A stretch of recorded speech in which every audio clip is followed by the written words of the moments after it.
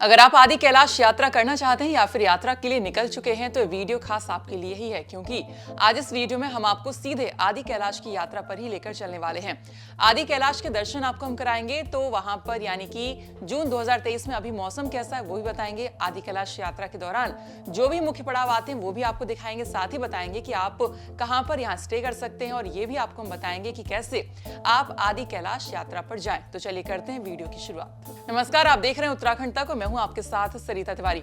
आदि कैलाश एक पर्वत है जिसे छोटा कैलाश भी कहा जाता है, जो कि पिथौरागढ़ जिले में चीन सीमा पर स्थित है।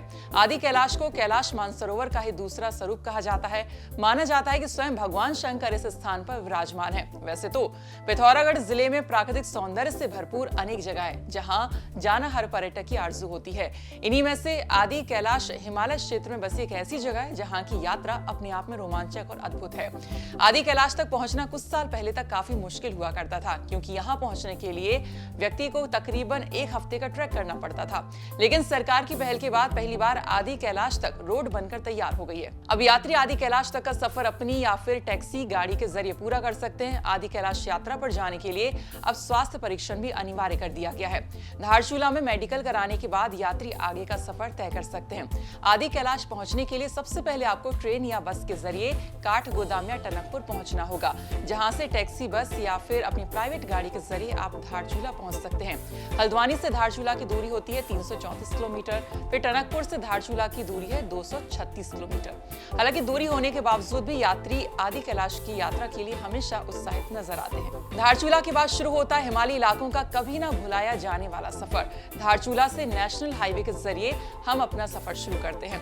काली नदी के किनारे किनारे चलते धारचूला के पास पहला पड़ाव पांगला आता है, जहां भारत का अंतिम पुलिस थाना भी है। पांगला के बाद यात्री मालपा पहुंचते हैं, जो कभी मानसरोवर यात्रा का मुख्य पड़ाव हुआ करता था। जिसके बाद यात्री बूंदी पड़ाव पहुंचते हैं, जहां एक छोटा सा बाजार है, जहां चाय पानी के साथ ही खाना और नाश्ता भी किया जा सकता है। बूंदी में पीडब्ल्यूडी गेस्ट हाउस भी है, साथ ही यहाँ पर एसएसबी की चौकी भी स्थित है। बूंदी से हिमालय की चोटियां दिखने के साथ ही यहाँ ठंड का एहसास भी शुरू हो जाता है। बूंदी के बाद यात्री छियालेक पहुंचते हैं, जहां इस चीन नेपाल बॉर्डर क्षेत्र की इनर लाइन भी है। यहाँ से आगे जाने के लिए यात्रियों को इनर लाइन परमिट की आवश्यकता होती है, जो उपजिलाधिकारी कार्यालय धारचूला से बनाया जा सकता है। छियालेक के बाद यात्रा का मुख्य पड़ाव गुंजी आता है, जहां सेना, आईटीबीपी और एसएसबी के कैंप के साथ ही कुमाऊं मंडल विकास निगम का एक गेस्ट हाउस भी स्थित है। साथ ही क्षेत्र में रहने के लिए होम स्टे भी उपलब्ध है। गुंजी से 7 किलोमीटर आगे नावी गांव पड़ता है, जो इस क्षेत्र में होटल और होम स्टे का हब कहा जाता है। यहाँ भारी संख्या में यात्री रात्रि विश्राम करते हैं और क्षेत्र में एक रात रुकने के बाद अगले दिन यात्री आदि कैलाश की ओर प्रस्थान करते हैं। गुंजी के बाद का इलाका एक अलग ही दुनिया का एहसास कराता है। आदि कैलाश की ओर जाते वक्त प्राकृतिक सौंदर्य से भरपूर ये उच्च हिमालयी इलाका पर्यटकों को मंत्रमुग्ध कर देता है।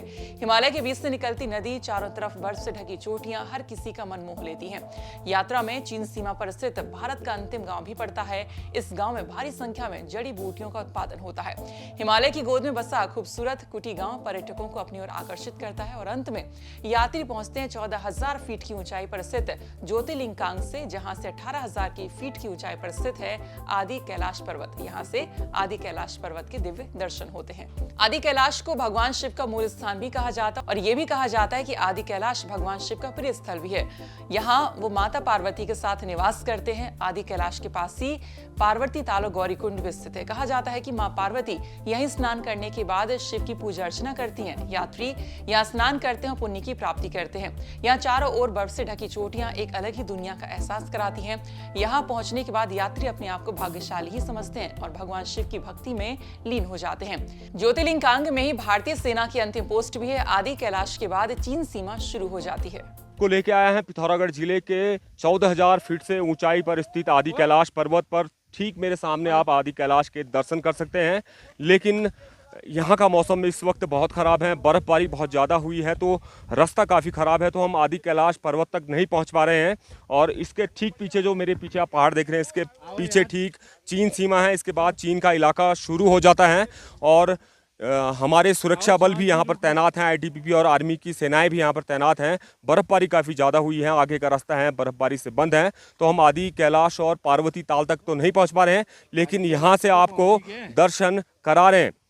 पिथौरागढ़ के आदि कैलाश से मैं राकेश पंत, अगर आप मैदान की चिलचिलाती हुई गर्मी से परेशान हैं तो पिथौरागढ़ जिले में स्थित आदि कैलाश के दर्शन कर पुण्य की प्राप्ति के साथ ही यहाँ के प्राकृतिक नजारों से भी रूबरू हो सकते हैं। साथ ही यहाँ का ठंडा वातावरण आपको एक सुखद एहसास भी कराएगा। तो ये थी आदि कैलाश पर स्पेशल स्टोरी आपके लिए। अगले वीडियो में किसी और अच्छी जगह के बारे में आपको हम डिटेल में बताएंगे, या फिर आप कॉमेंट करके बता सकते हैं कि अगली वीडियो में आप किस जगह की जानकारी ग्राउंड से देखना चाहेंगे। धन्यवाद।